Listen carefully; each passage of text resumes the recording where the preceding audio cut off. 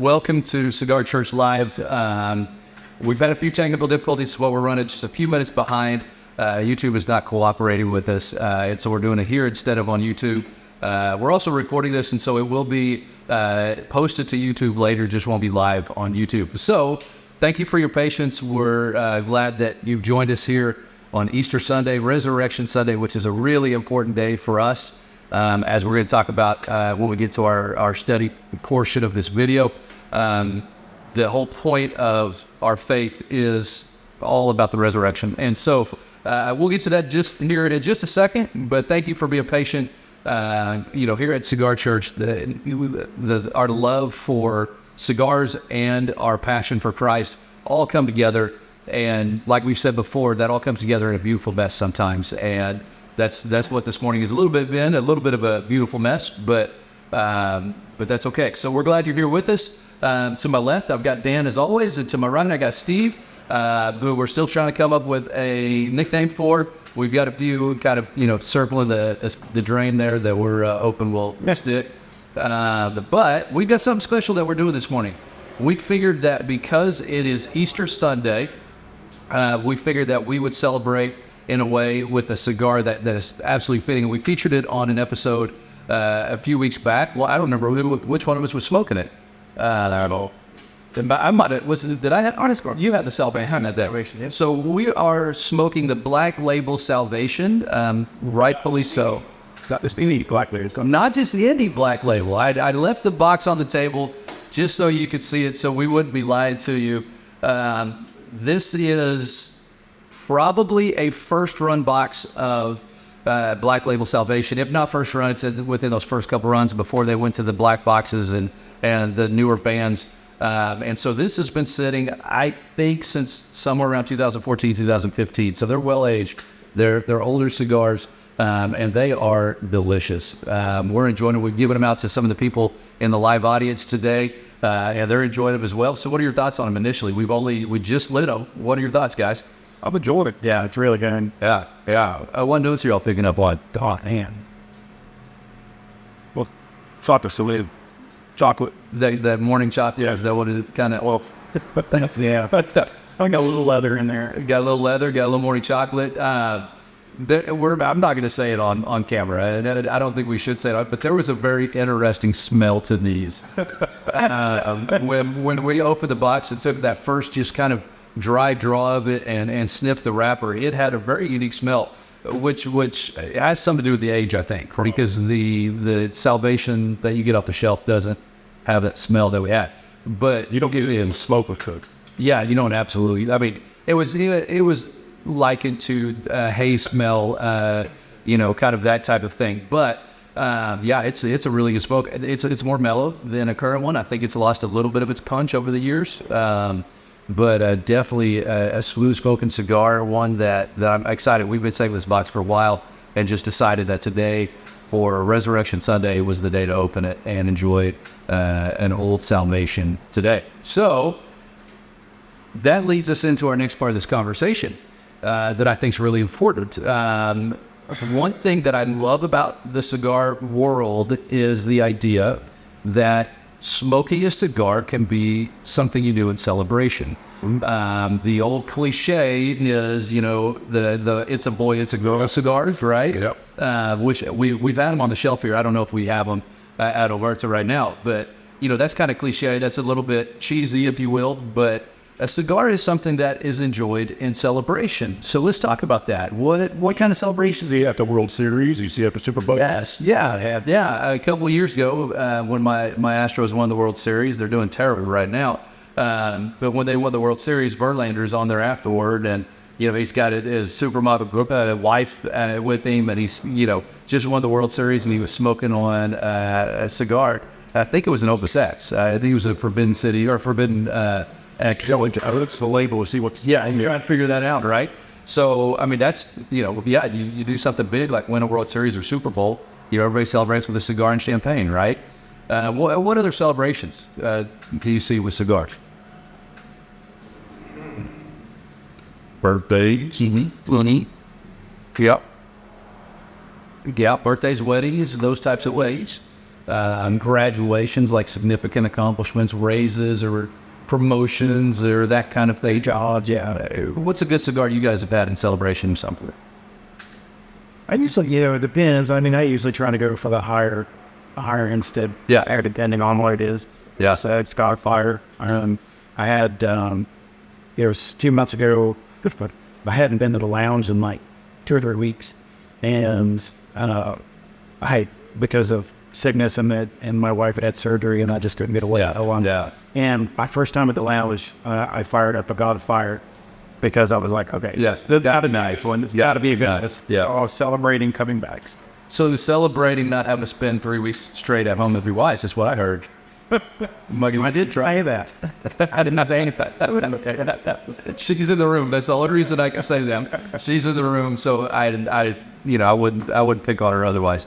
But no, that's good. I remember earlier, I guess it was last year, I had my wisdom teeth taken out, and I did smoke a cigar for 4 or 5 weeks, and I was very selective of the first cigar coming back, and it was Opus X Lost City, and I just sat there and just really enjoyed that moment of being back, you know.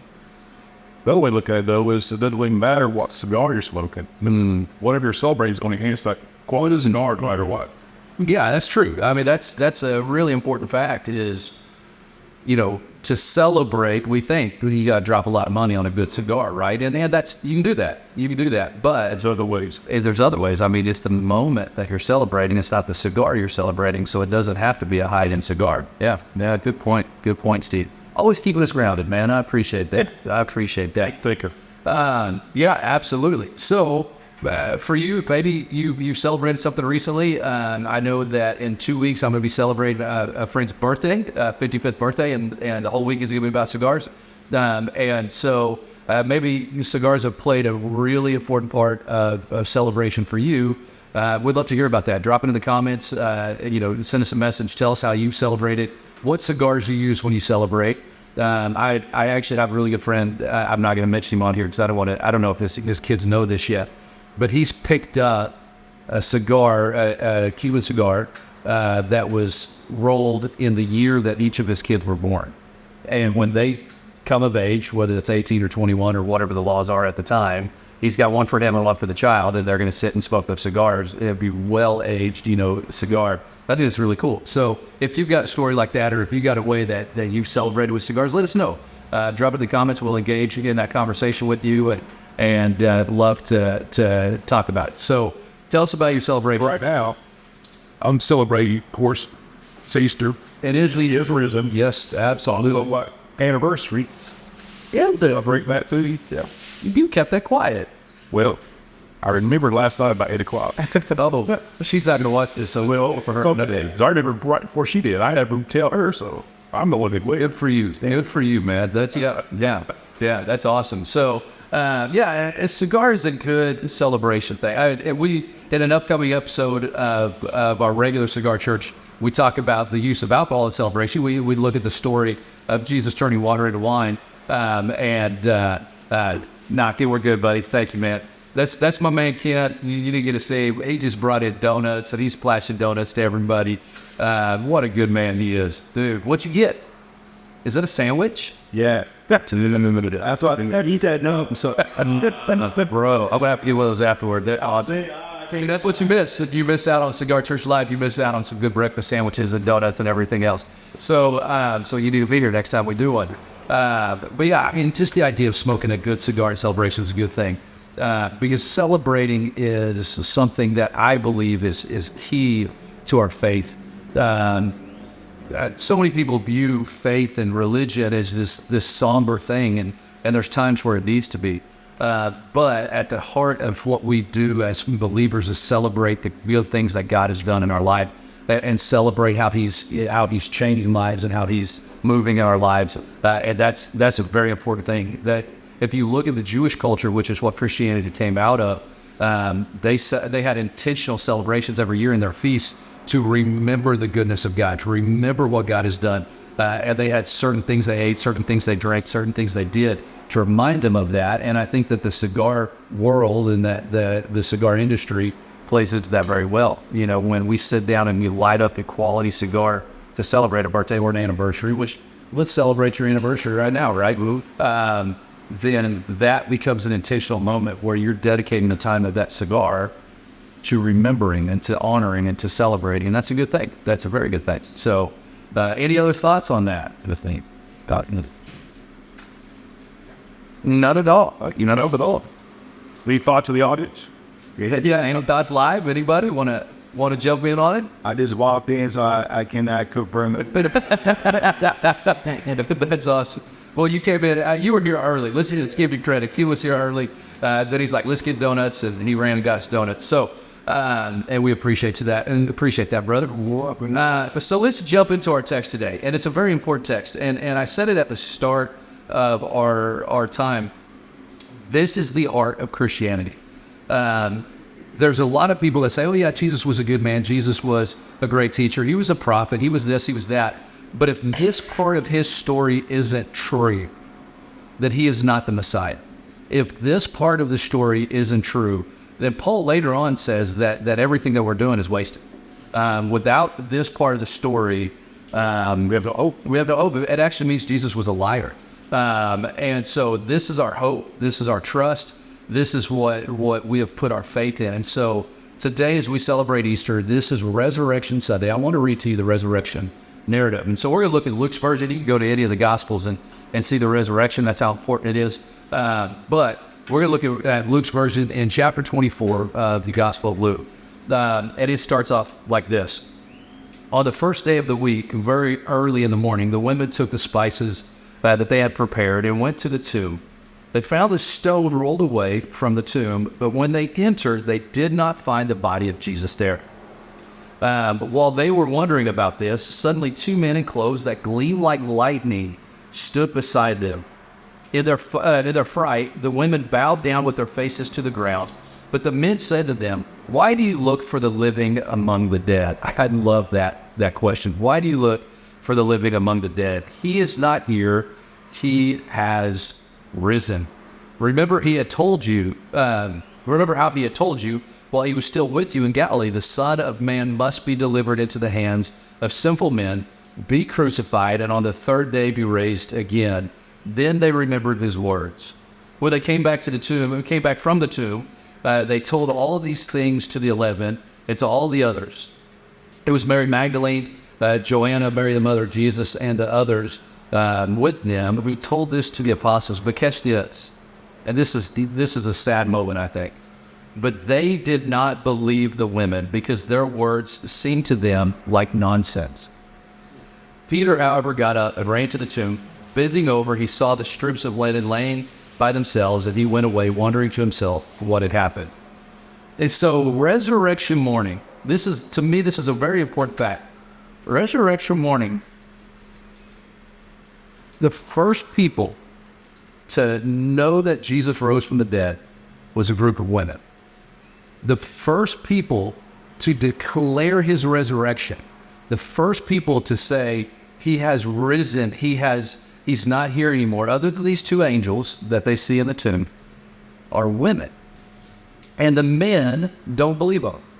Now, I mean, come on, this is typical. Like, nothing's changed in 2,000 years, right? I mean, how often do our wives or women tell us something, we're like, yeah, come on, whatever, but it's true. These women saw the empty tomb, and to me, at the heart of all of this is the story of Jesus. And it's not that he's elevating the women in this story, but it's always the outcasts. And in that society, the women were outcasts. The women were less than men in value, and thank God that's changed. Thank God that's not how it is anymore. But in this moment, in God's sovereignty, he wanted women to be the first ones to see the empty tomb. And that's powerful. That's huge. But that's not the point of it. That's just a side note. That's something that I love in the story. The point is, he's risen. And let's talk about that. What does that change? Jesus himself said, "You're going to crucify me. You're going to kill me. You're going to arrest me. You're going to do all these things, but I will raise again on the third day." What does that mean for us as people? But what does that mean for the world? Well, But Well, I mean, I'm just thinking. I mean, the fact that, the fact that he rose at all. I mean, the resurrection itself is what gives us hope. Absolutely. We think of on Good Friday, of course, we think of the cross and the crucifixion, what he endured. But really, the hope for us comes from the third day, the resurrection, and the fact that he did that. Yeah. I mean, that's what gives us hope. Well, and thank you for bringing up the cross, because that's important to talk about in the Easter story, obviously. But the cross and the empty tomb have two totally different functions, and neither one mean anything without the other. And that's what's so important about this. Anybody could have said that I'm taking the sins of the world on me and went to the cross and died, but if they stayed dead, that was futile. Without an empty tomb, the activity on the cross, the purpose of the cross, is completely futile. And so what happened on the cross is what is our salvation. The sins of all the world were placed on Jesus. That's why we see in that moment where the skies turn dark and Jesus says that, my God, why have you forsaken me? That's the point, that all of humanity's sins are taken on Jesus. And because of that, our sin can be forgiven. Our sin can be washed away if we accept Christ into our life. Everything we've ever done at that moment, but that moment doesn't matter without the empty tomb. And so both of them was so valuable in the story of Jesus and what Jesus has done. But you have the forgiveness of sins on the cross, but you have the conquering of death. And so it's not that just Jesus saved us from sin. He saved us from sin and death, which is a result of sin. And so the two go together so importantly. I mean, an empty tomb is an amazing thing. The cross is an amazing thing, but you have to have both, right? You have to have both. What does that mean for humanity? I mean, this is a really big thing, right? What does this mean for humanity? so to die on the cross, we're thankful because he died for our sins. But we're risen, he shows us where we can go, our eternity. We can rise. We're not eternally dead. Yes. Yeah. And that's... We have something to look forward to after the... Yeah. And that's the idea of hope, right? And we see it all throughout Scripture, Steve. That's really important, is in this world, we've talked about suffering, we've talked about all the difficulties, but our hope is in something more. And we can look at what happened to Jesus and say, he rose from the dead, and he promises us salvation, he promises us resurrection. And since he was able to raise himself from the dead, how much more so could he raise us? And that's where our hope is at. We don't put our hope in the things of this world, we put our hope in that right there. So that's huge. There's this really cool text in Romans that opens that up a little bit more. Romans chapter 5, verse 9 through 11 says, since we have now been justified by his blood, the cross, we've now been justified by his blood, how much more shall we be saved from God's wrath through him? For if, when we were God's enemies, we were reconciled to him through the death of his son, how much more, having been reconciled, shall we be saved through the life, or through his life? Not only is this so, but we also rejoice in God through our Lord Jesus Christ, through whom we have now received reconciliation. And so you have the blood of Jesus and his death that has saved us, but how much more so are we saved because of his life and that reconciliation that we have, that our Creator God, we can now approach him with confidence because of what Jesus has done, not because of what we've done. And that's powerful. That's huge. So that tells me that I don't care who you are. I don't care how bad you've been. I don't care how much evil you have brought into this world. God is willing to allow you to be reconciled to him through what Jesus did. And that's, to me, I mean, that's what impacts the whole world. Yeah. And if that's true, that is the most important thing that's ever happened in the history of humanity. If it's not true, which I believe is true, if it's not true, it's still the most important thing that's happened in the history of humanity, because of how many people have put their faith in that and how much that has changed the world. And so the cross and the tomb, in my opinion, and joining in the conversation back home, is the most important thing that's ever happened. And for us, that gives us our hope. That gives us our hope. What else? What else in the resurrection story jumps out at you? I think the other thing, you mentioned a little bit is the way that the disciples kind of were very difficult. They were, even though they had been told, time and time again, and this is what's going to happen. I think part of them was like, well, I think we alluded to this before. What do we do? What do we do? Jesus is dead now. What do we do? Yeah. And so when they get news that he's risen, their first point is, there was still doubt there.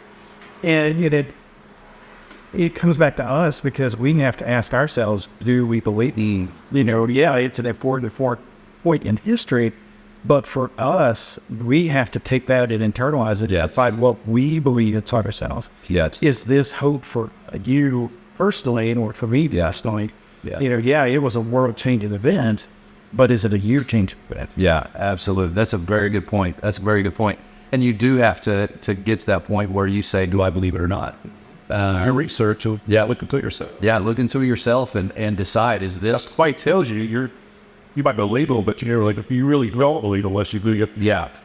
And I mean, the disciples, it's okay. It's okay if you have doubt. It's okay if you are like, man, that just doesn't make sense. It doesn't seem like that. Stop there. Do the research. And let God reveal to you what he's revealed to them and dig in. And we've said this before, questions are okay as long as you are truthfully seeking truth.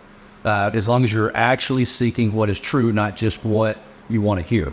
It's okay to doubt. It's okay to have questions. It's okay to be skeptical as long as that leads you down the truth or the path of truth. Who's the author of that Case of Christ? Lee Strobel. Yeah. If you haven't read any of the Lee Strobel books, you need to. There's a Case for Creator, Case for Christ. I don't know. There's 5 or 6 more. It was research. He was an atheist. He was actually a lawyer who was an atheist that wanted to prove once and for all that Jesus was a fraud, that there was no man named Jesus, that all of this was made up. And as he, with his legal mind, went and did all the research to prove that, he ended up converting to be a follower of Jesus because all the evidence, instead of pointing him away from Jesus, actually pointing to Jesus. And that's a powerful thing. And so look at Lee Strobel, Case for a Creator, Case for Christ, Case for, I think he did a Case for the Resurrection. But there's, the Case for series. And you can find them all over the place. I've seen them at half-price bookstores. They're on Amazon. They're, all those places. So not trying to plug one business over another, but go look for those if you're curious about that. So that's a very good point, Steve. Thank you for that. One thing that the resurrection to me just is such a neat story that I think you touched on just a second ago. He told the disciples about it. He told them what to expect. It wasn't like it came out of the blue. He told them many times that I've got to be arrested. I've got to be crucified. It's going to be 3 days. Be patient. I'm going to raise from the dead. But on top of all that, that's all the miracles he's performed. There was multiple times that he raised people from the dead before he raised himself from the dead. So, come on, what they should have believed. They should have said, oh yeah, we've seen him do that before. It's all good. But I just love the faith that these women had, and they had to prove it to the men to get there. So let that go to your head. Yeah, that's about it. No, it just shows that you ladies are such an important part of the gospel message. That we love that. So, with that said, is there anything the sirens are going by? Stop us having a bad morning. So, that was an ambulance, so hopefully whoever that was is good.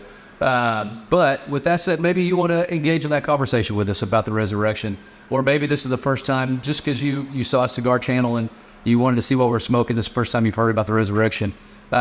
We would love to talk to you about it. So reach out to us. You can send us a private message. You can drop a comment, and we'll start a conversation with you and engage in that with you. Other than that, guys, is there anything else we want to add to this morning? It's been kind of a crazy morning with our tech issues, but we got it worked out. We'll make it up. We'll post it up the face today. The cigar, the way you hit. Yeah, you up with man. I've been sitting on it a long time, and I just didn't know when to do it, and I thought today was perfect. So, are you enjoying them still? Yeah, still pretty straight. You've been slow spoken yours this time. That's impressive. Yeah, but your mind's been all the time. They didn't have down. Yeah. If you don't know this, Dan handles all of our tech stuff, and we would not be able to do any of this without Dan doing that. And so we appreciate you stressing and getting all sweaty this morning as you were running around trying to figure that out. So, if you've got anything that you want to, appreciation you want to show either of these guys, please do so. Both of them have been working hard to make this happen. this was a dream of mine for a long time. Dan came in one day and said, hey, let's do a YouTube channel. And I'm like, yes, let's do it. And we talked about it for a few months. Steve's always been in the conversation that we were going to do a whole different YouTube channel based on Steve's beautiful Travel. and travel. Beards and travel was really what it was all about. And we just came together and said, let's do this and add travel and all that stuff into it as well. And so we're excited about it. So I'm just glad you guys are part of this journey with me, and that God's provided you guys in my life to do this. And so, so today, if you want to tell them, make sure they subscribe, right? Yeah, make sure you subscribe and Well, do it. click the bell. There you go. Click the bell. Really, I want you to tickle it. Tickle the bell like fun, and that way you'll be notified when new videos. Oh, that's terrible. That's terrible. We do have some shorts getting ready to come out, so you'll be dropping here soon. Yeah. So you'll get to see those when they first drop, and yeah. And you're welcome. Next week. Oh yeah, we are. Well, They're going to Tampa next. They'll roll the next week after that. we are going to Tampa. We'll be getting some content together from the Grand Cathedral, Cigar Lounge, and Tampa. Yeah. Hopefully a couple of others there in the area. So stay tuned with that. Yeah, and if you're watching on the Identity Church Facebook page, which is the only place you could be watching right now, we will be having our regular service at 11 o'clock today. So Yes. tune in for that. Yeah. Yeah. And if you guys are in Tampa and have some suggestions for these guys, or Orlando, y'all are going to be in Tampa and Orlando, and want to meet up maybe and enjoy a cigar with them at a lounge, reach out to us and we'll make sure we can get you in contact with them. And maybe you can be on one of our videos, one of our shorts that they're going to be filming there, one of the tours that they're going to do. And so, yeah, I'll be there the next week. I'm going to be pretty busy with some other guys, but reach out. If you miss those guys, maybe I can hook up with you as well. What else? As always. Yeah, donuts. These guys like donuts. We all like donuts. Bring donuts to the lounge. Yeah. As always, if any further requests, you can comments below. Yeah, absolutely. We want to pray for you guys. And so on this resurrection day, as you celebrate the resurrection of Jesus, go and find cigar to the glory.